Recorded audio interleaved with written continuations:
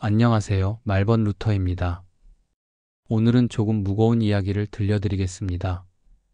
채만식 선생님이 쓰신 레디메이드 인생이라는 작품입니다.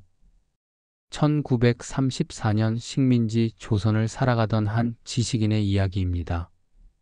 지금부터 시작하겠습니다. 이 이야기는 내 아들 창선을 인쇄소에 보내던 그날로부터 시작됩니다. 그날의 기억은 지금도 선명합니다. 10살 남짓한 아이의 손을 잡고 인쇄소 문을 열던 그 순간, 나는 무엇을 선택한 것일까요? 그것을 이해하려면 그 이전의 이야기부터 들려드려야 할 것 같습니다.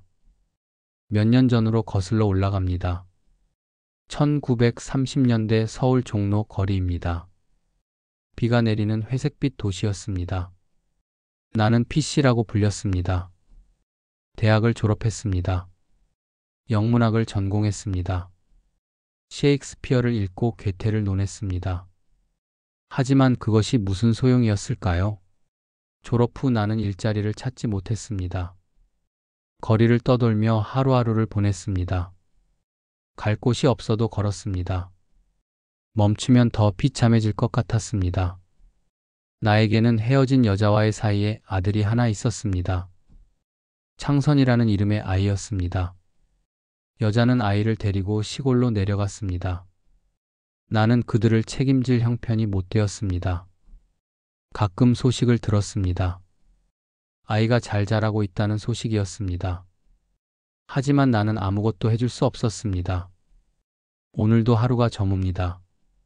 거리의 사람들은 분주히 걷고 상점마다 불이 켜집니다. 그러나 나에게는 갈 곳이 없습니다. 나는 대학 졸업장 하나 들고 이 거리를 떠돕니다. 지식이란 게 이토록 쓸모없는 것이었습니까? 레디메이드 인생이란 말이 괜히 떠오릅니다. 공장에서 찍어낸 기성품처럼 세상이 만든 규격에 맞춰 살다 버려진 인생. 바로 나의 인생입니다. 아는 사람의 소개로 신문사 면접을 보러 갔습니다.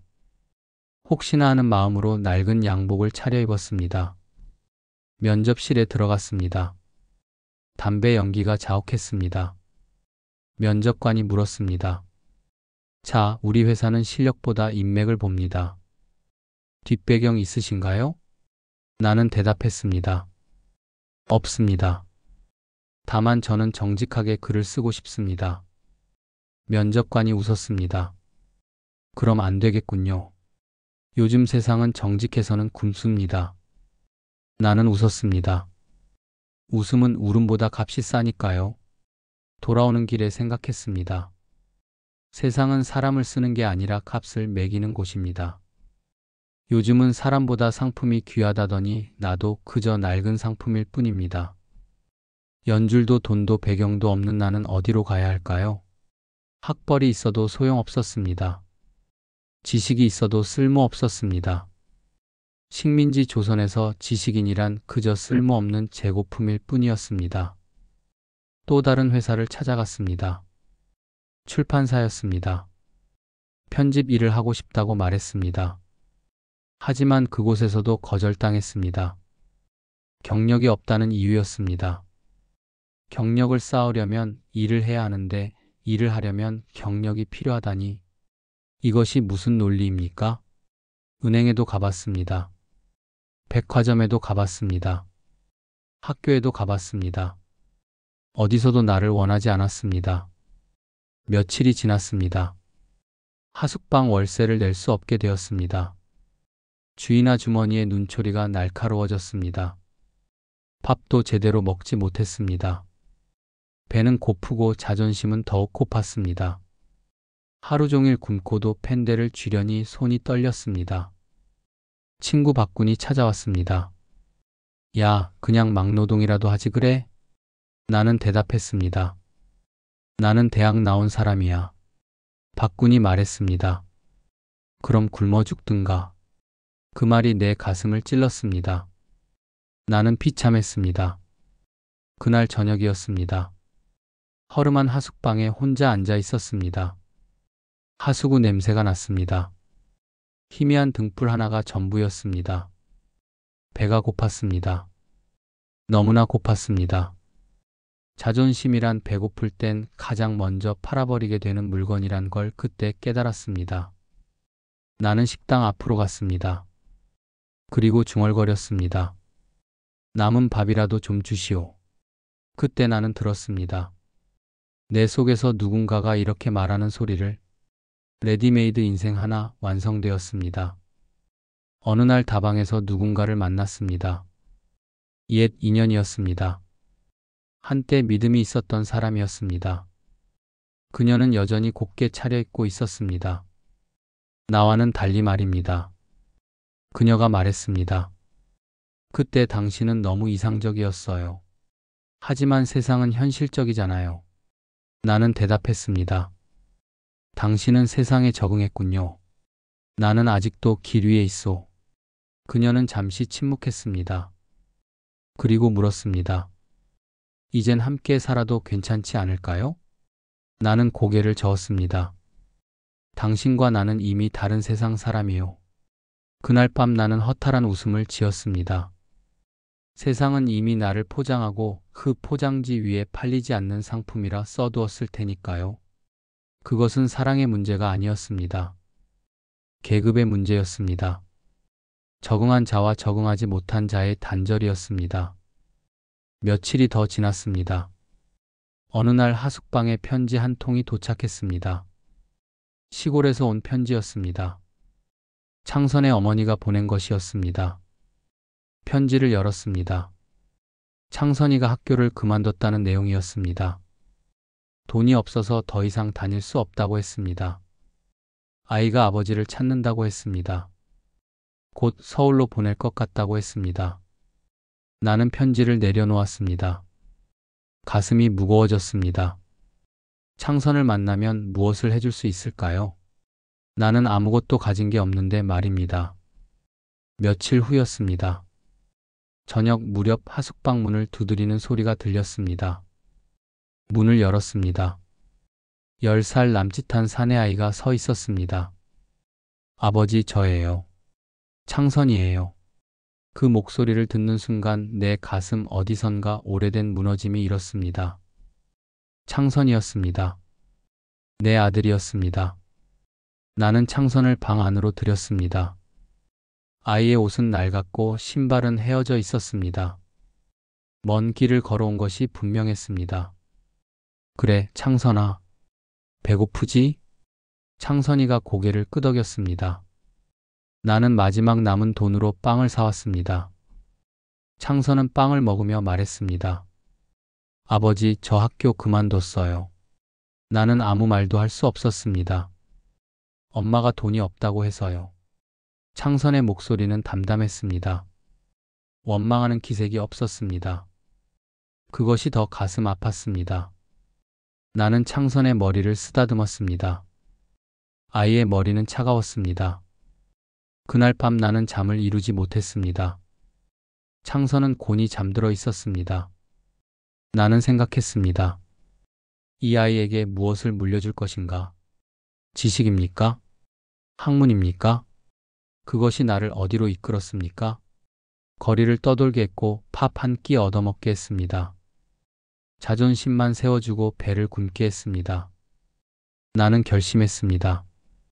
이 아이에게는 더 이상 나 같은 길을 걷게 하지 않으리라. 지식이 아니라 기술을 주리라. 글이 아니라 손으로 먹고 살게 하리라. 다음 날 아침이었습니다. 나는 창선을 데리고 인쇄소로 갔습니다. 인쇄소 주인을 만났습니다. 나는 말했습니다. 이 아이를 견습공으로 써주시오. 인쇄소 주인이 창선을 바라보았습니다. 학교는 안 보냅니까? 나는 고개를 저었습니다. 글보다는 기술을 배우는 게 낫습니다. 손으로 먹고 살게 해주시오. 인쇄소 주인이 잠시 생각하더니 고개를 끄덕였습니다. 좋습니다. 내일부터 데려오시오. 나는 창선의 손을 잡고 인쇄소를 나왔습니다. 창선이 물었습니다. 아버지, 저는 학교에 안 가도 되나요? 나는 대답했습니다. 학교보다 기술을 배우는 게 낫단다. 왜요? 글로는 먹고 살 수 없어. 창선이는 고개를 갸우뚱했습니다. 아버지는 대학 나왔잖아요. 나는 말문이 막혔습니다. 그래서 아버지가 이 모양이란다. 창선이는 더 이상 묻지 않았습니다. 아이는 너무 어려서 그 의미를 이해하지 못했을 것입니다. 하지만 언젠가는 알게 되겠지요. 아버지가 왜 그런 선택을 했는지를. 나는 돌아서며 속삭였습니다. 이제야 팔릴 때가 되었구나.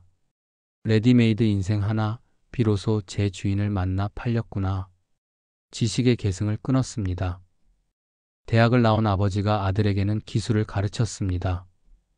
이것이 사회적 절망이자 개인적 비극이었습니다. 세대를 이어 내려가야 할 배움을 스스로 끊어버린 것입니다. 그것이 이 시대가 나에게 강요한 선택이었습니다. 이제 그 아이는 기술자가 되었겠지요. 인쇄소에서 일을 배워 손으로 먹고 살고 있겠지요. 나처럼 거리를 떠돌지는 않을 것입니다. 나처럼 굶주리지는 않을 것입니다. 그것만으로도 다행입니다. 나는 여전히 거리 위를 걷습니다. 사람들은 나를 불쌍히 여기지만 나는 이미 웃을 힘도 없습니다. 내 인생은 공장에서 찍혀 나왔습니다. 누군가의 틀 속에 맞춰진 완제품입니다. 레디메이드, 기성품, 완제품. 그것이 바로 나의 인생입니다. 스스로 선택하지 못하고 만들어진 삶. 세상이 정해준 규격에 맞춰진 인생. 그리고 이제야 압니다. 그 완제품을 사줄 주인은 결국 세상이 아니라 삶 그 자체라는 것을. 그래도 나는 걷습니다. 오늘도 레디메이드 인생 하나가 완성되어 갑니다. 채만식 선생님의 레디메이드 인생은 1930년대 식민지 조선 지식인의 절망을 그린 작품입니다. 대학을 나와도 일자리가 없고 지식이 있어도 쓸모없는 시대. 고등교육이 오히려 상품화된 인간을 만들었습니다. 사람은 쓰이는 것이 아니라 팔리는 존재로 전락했습니다. 가난보다 서러운 것은 쓸모없음입니다. 주인공 P는 결국 아들에게 지식을 물려주는 대신 노동을 선택하게 합니다. 이것이 세대적 비극입니다. 지식의 계승을 스스로 끊어버리는 것. 그것이 이 시대가 강요한 선택이었습니다. 채만식 문학의 냉소이자 현실 비판입니다. 웃음 속의 비애, 풍자 속의 인간미, 허무 속의 절망, 그리고 그 속에서도 살아가겠다는 의지. 오늘 이 이야기가 여러분께 무거운 질문을 던졌기를 바랍니다. 우리의 인생은 정말 우리가 만든 것일까요? 아니면 누군가에 의해 만들어진 것일까요?